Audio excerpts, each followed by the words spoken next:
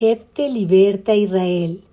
Así que lo que Jehová, Dios de Israel, desposeyó al amorreo delante de su pueblo Israel, ¿pretendes tú apoderarte de él? Jueces 11:23. Lectura bíblica. Jueces 11 del 1 al 40. Concepto clave. Dios es soberano, dueño de todo el universo, quien en su voluntad perfecta planifica y ejecuta todas las cosas. Como hijos de Dios, debemos aprender a confiar en Él y en sus designios, a vivir en obediencia por fe y no dejar que el pecado ni las costumbres de este mundo nos alejen de Dios. Vivamos por fe en quien es Él, aferrados de su mano y cumpliendo sus mandamientos para su gloria y honra. Introducción. El pueblo de Israel volvió a hacer lo malo ante los ojos de Jehová. Sirvieron a otros dioses y dejaron al Dios vivo y verdadero.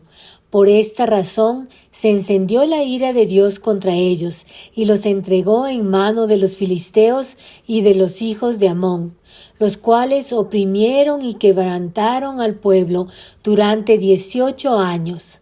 Entonces el pueblo de Dios clamó a Jehová diciendo: Nosotros hemos pecado contra ti, porque hemos dejado a nuestro Dios y servido a los Baales. Hemos pecado. Haz tú con nosotros como bien te parezca, solo te rogamos que nos libres en este día.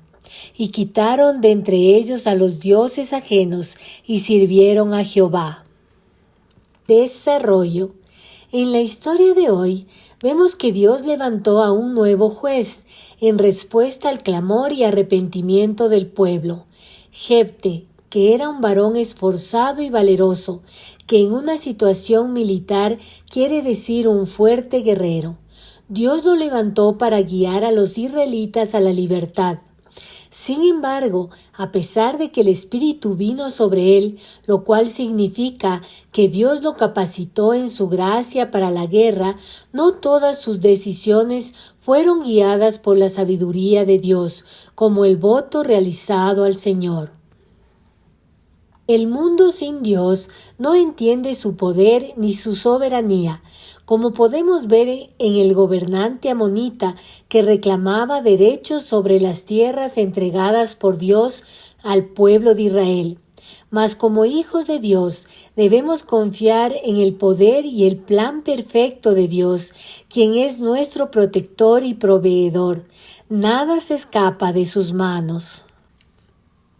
Jefte vivía en medio de costumbres paganas y por su falta de fe hizo un voto innecesario para conseguir el favor de Dios.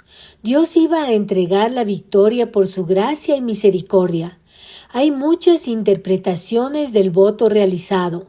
Puede referirse a un voto de virginidad perpetua o a un sacrificio vivo para Dios. Sin embargo, ninguna de estas cosas le agradaban a Dios. Fueron costumbres paganas que trataron de alinearse a la palabra de Dios. Conclusión. Debemos tener mucho cuidado de las costumbres y paradigmas de este mundo, ya que muchas veces nos parecerán lógicas y nos llevarán al pecado.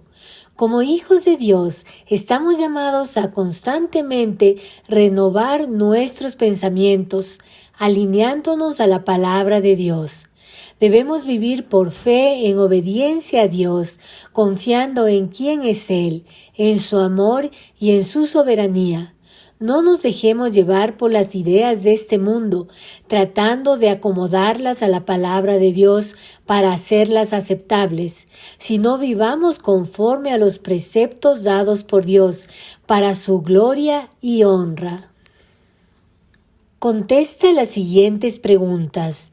¿Quién reclamaba los derechos sobre las tierras entregadas por Dios al pueblo de Israel? ¿El gobernante amonita?